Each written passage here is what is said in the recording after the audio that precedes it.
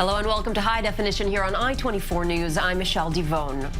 In today's show, we examine the life of women in Orthodox Judaism and look at the Rabbinical Council as the sole authority for marriage and divorce in Israel. Our first film follows religious women whose actions have put them at the forefront as they attempt to break community norms. Women of the Wall and the Nehara Dance Company are examples of modern religious feminism that is changing the face of women's roles in society. Women in religious communities are bound by numerous laws that effectively take them out of the public sphere. However, in recent years, some Orthodox women have decided to challenge tradition without rejecting their religion. Many claim to be feminists, while others simply demand more rights and equality within the Orthodox world. With all that said, here's Orthodox and Feminist, a story by Michael Bloom and Florence Chevalier for i24NEWS.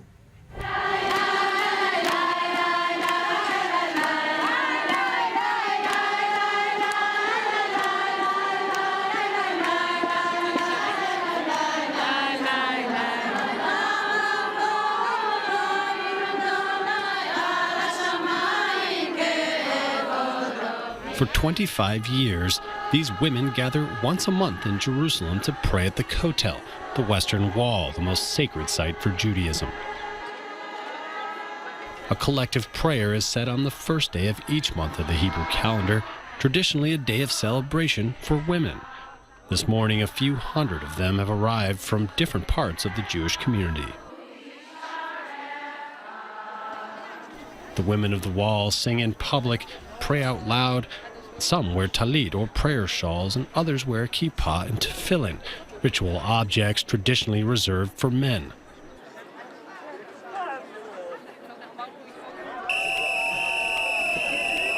These practices have sparked many controversies, and people sometimes yell insults and throw stones. The ultra-Orthodox community has done everything to prevent these women from praying. But last year, the law ruled in favor of the women of the Wall. They may now pray as they wish. This morning, prayer took place peacefully, but under close police supervision. Some ultra-Orthodox Jews still protest, but they're quickly pushed back by the authorities. Ella Kenner is a member of Women of the Wall. She's ultra-Orthodox and a feminist.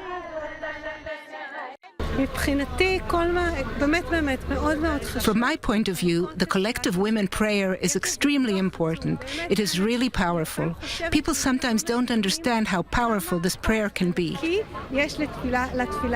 It opens heaven's gates. We live now in a complex world. There are different elements, and we're trying to combine between them. I am totally feminist and totally religious. Ella grew up in a secular family. At the age of 18, she joined the Israeli army, like most young girls her age. Well, this is when she got closer to religion, but she didn't give up on the feminist ideas she grew up with. Although it's been a very long time, it's still very moving. This feeling of being enveloped, being sealed, connected to God. Today, this mother of 6 fights for a better place for women in religious practice, but the concept is far from being accepted in the religious world. I can say that some prayers are harsh. Sometimes I left the Kotel crying, but I don't like the war and fight terminology. That's not our intention. We come to pray with love for God, and when you love God, there's no place for wars. Ella is not the only one to shake up religious traditions. In this studio in Tel Aviv, Daniela teaches dance lessons. This young Jewish woman has turned her passion into a living.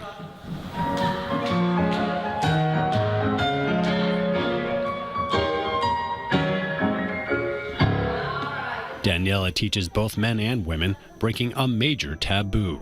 Ultra-Orthodox Judaism forbids women from dancing in front of men and from performing on stage. The Jewish woman is first of all a mother. She's the one who educates the children and takes care of the house, a wife that must remain discreet. I didn't look for anyone's authorization. I give myself the authorization. I don't believe it contradicts anything. I believe we do what we do with a lot of faith, a lot of humility, very modestly, and with a real femininity. I never intended to do something revolutionary. Today I understand it is revolutionary as I see people's reaction. Daniela caused a sensation 2 years ago when she created the ballet company Nehara, or Light in Hebrew. 4 dancers, all religious women, perform in front of a mixed audience. Feminine figures are almost invisible on Israeli religious stages, but Daniela wants to alter this reality and make it possible for young religious girls to have a presence in the dance scene. After being on stage in Israel, the company is preparing for its first European tour.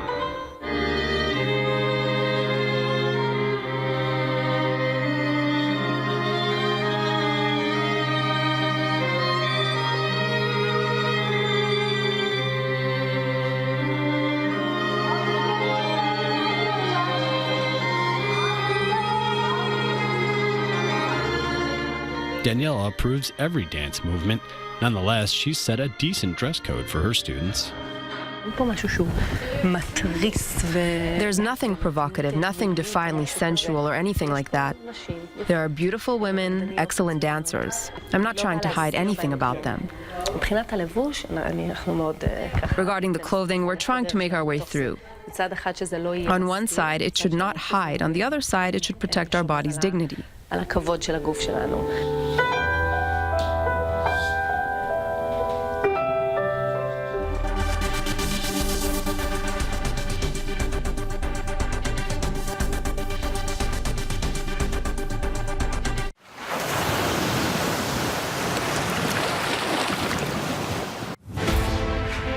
Perspective. What you see isn't always what we see. Every evening, Debrief takes you beyond the headlines and goes inside the news of the day from a Middle Eastern perspective. The deals, the people, the surprises. Get the inside story and how it will affect you. Debrief, Monday through Friday at 2 p.m. Only on i24NEWS.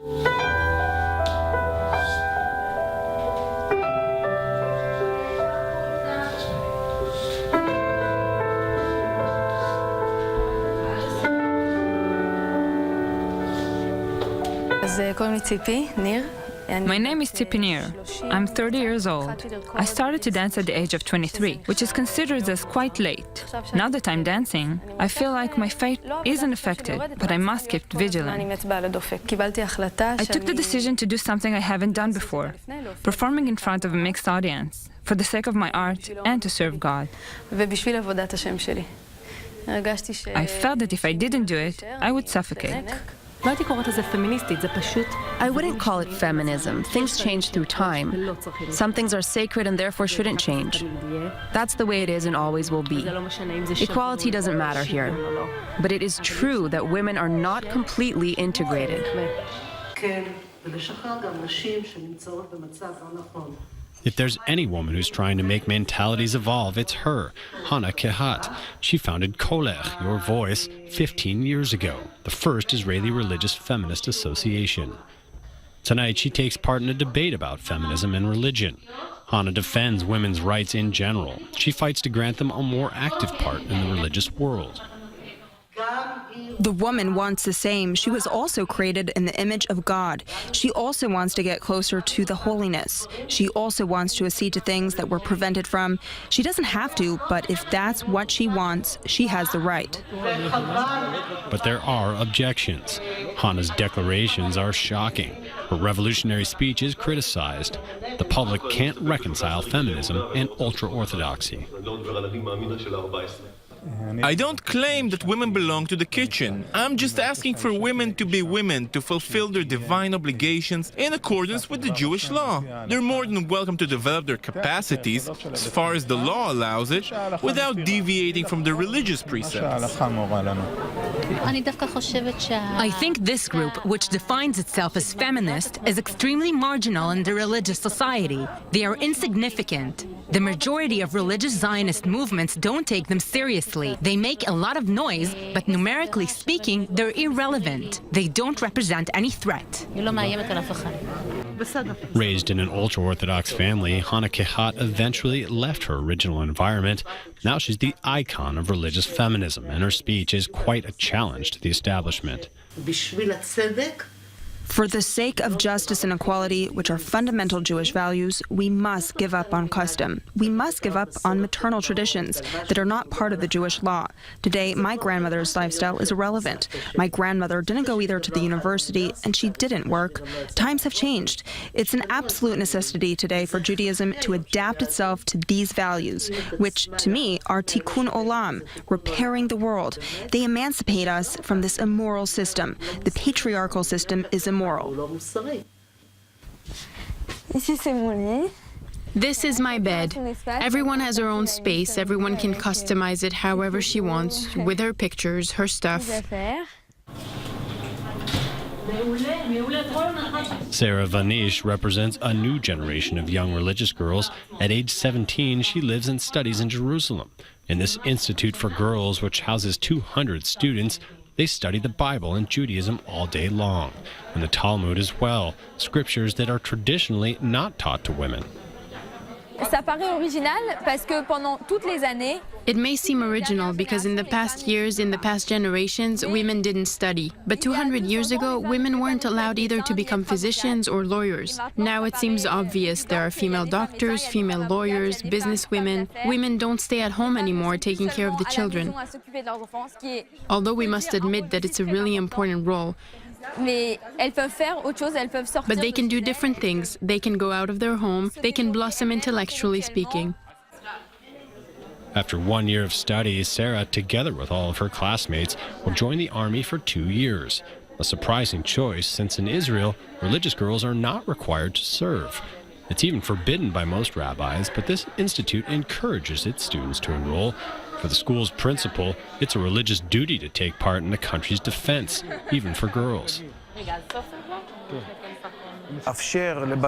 The army now allows girls to keep their religiosity and their purity. It gives the girls the opportunity to remain religious. Not only that, in my opinion, girls get even more religious in the army. It can be a loud revolution, and it can be a quiet revolution.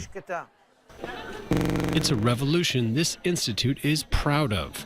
Every year, its program attracts more and more students from Israel, but also from abroad. Sarah, Hannah, Ella, or Daniela, all ultra-Orthodox women. They study the Talmud, dance in front of a mixed audience, enlist in the army, all without giving up their religious practice. Blamed for impairing Judaism, branded as liberal, they claim nonetheless to be pioneers. They patiently take part in a mentality change inside the ultra-Orthodox world. Although these women still represent the minority, in a few years perhaps they won't be an exception.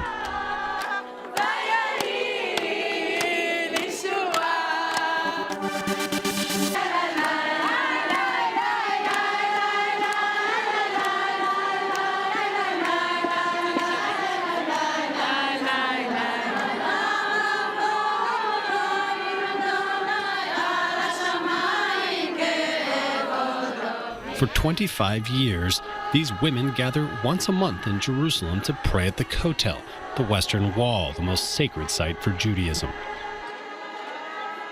A collective prayer is said on the first day of Eid. Women in religious communities are bound by numerous laws that effectively take them out of the public sphere.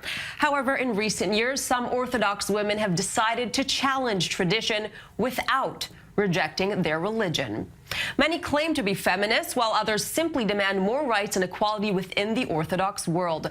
With all that said, here's Orthodox and feminist, a story by Michael Bloom and Florence Chevalier for i24 News. Each month of the Hebrew calendar, traditionally a day of celebration for women. This morning, a few hundred of them have arrived from different parts of the Jewish community. The women of the wall sing in public, pray out loud. Some wear talit or prayer shawls, and others wear kippah and tefillin, ritual objects traditionally reserved for men.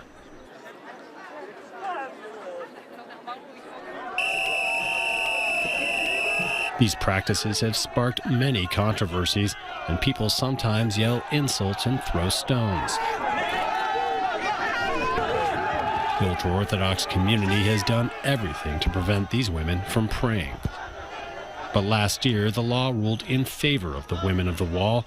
They may now pray as they wish. This morning, prayer took place peacefully, but under close police supervision. Some ultra-Orthodox Jews still protest, but they're quickly pushed back by the authorities. Hello and welcome to High Definition here on i24 News. I'm Michelle Devone.